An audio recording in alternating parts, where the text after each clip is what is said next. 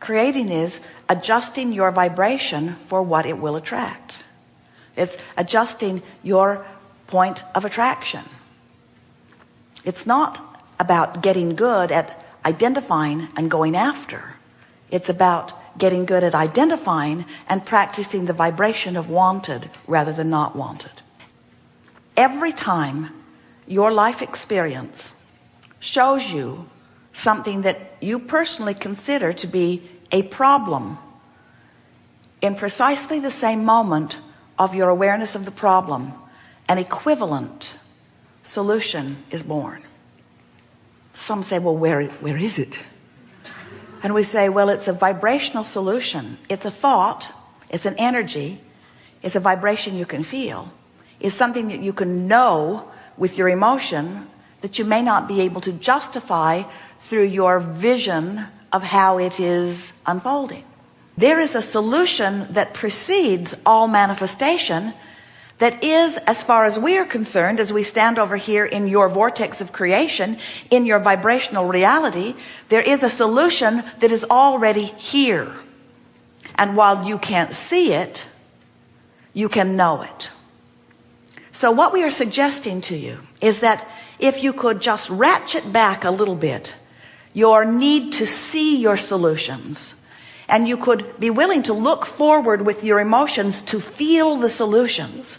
I know the solution is there. So we've been playing with this for a while. We've been talking about this vortex of creation.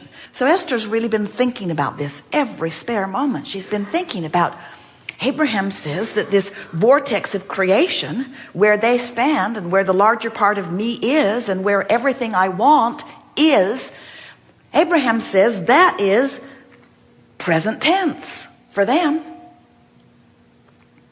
But me in my physical form, who is used to looking for what's manifested that others can see, I'm used to calling this present tense. But Abraham says this is past tense from their point of view. And so then Esther says, oh, I'm going to get my thoughts around this.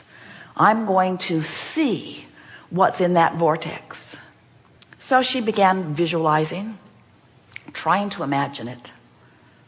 And we said, Esther, if you will not try so hard to see what you cannot yet translate with your eyes, if you will feel it, if you will feel for it, rather than need to make it the physical reality that can be seen, feel for it.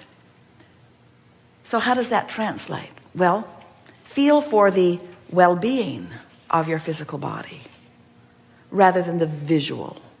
That's all right. If you can see the visual, good for you. But if when you reach for the visual, you see what is, it's not helpful.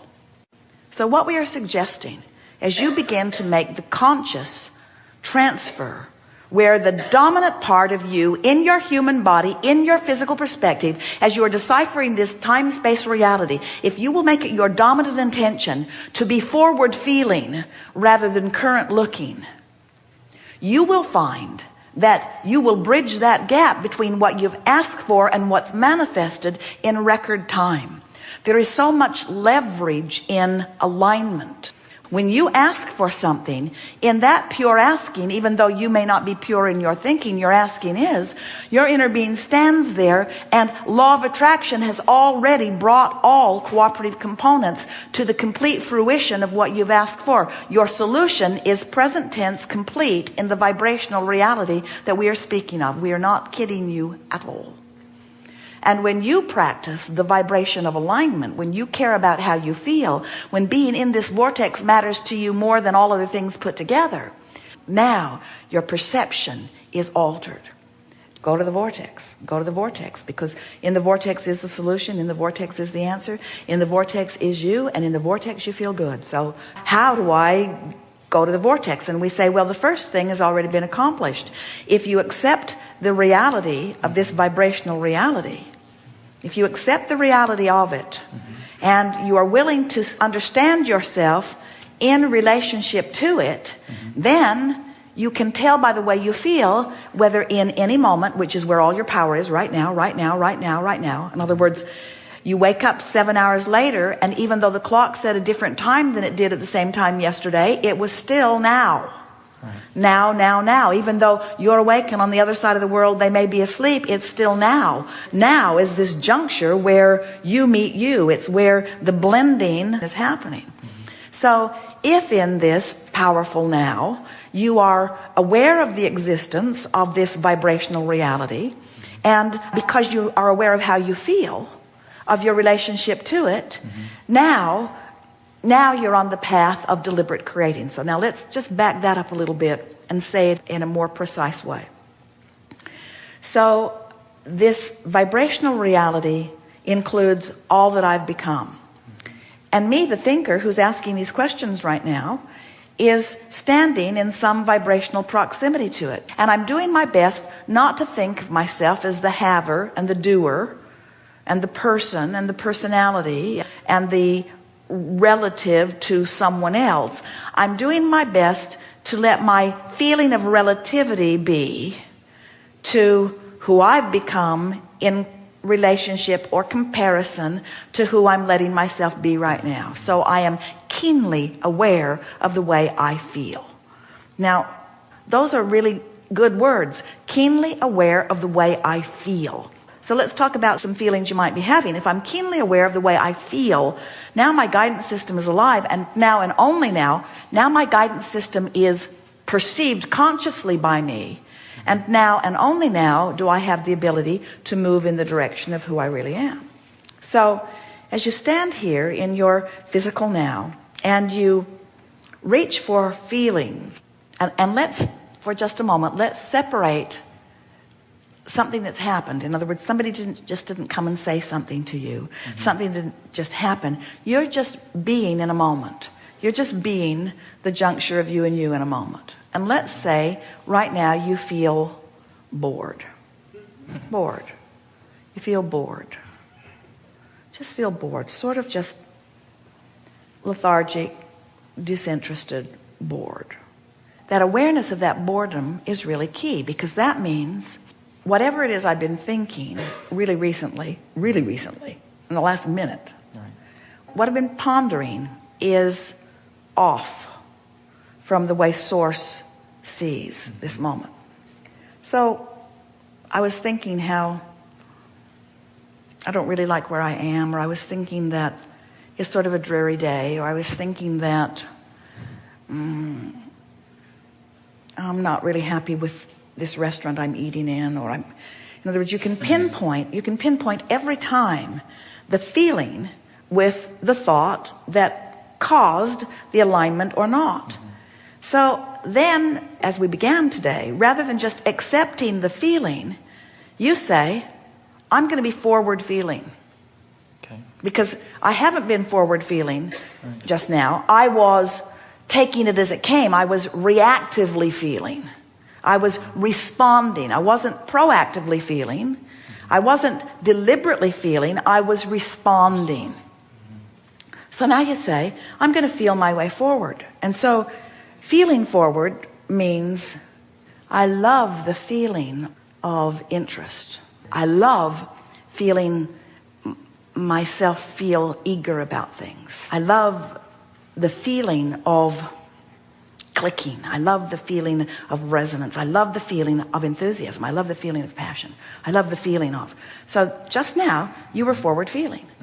Now let's say you're just having a moment, a reactive moment, because you weren't deliberately thinking, and you can't deliberately think every moment. In other words, it's just not normal.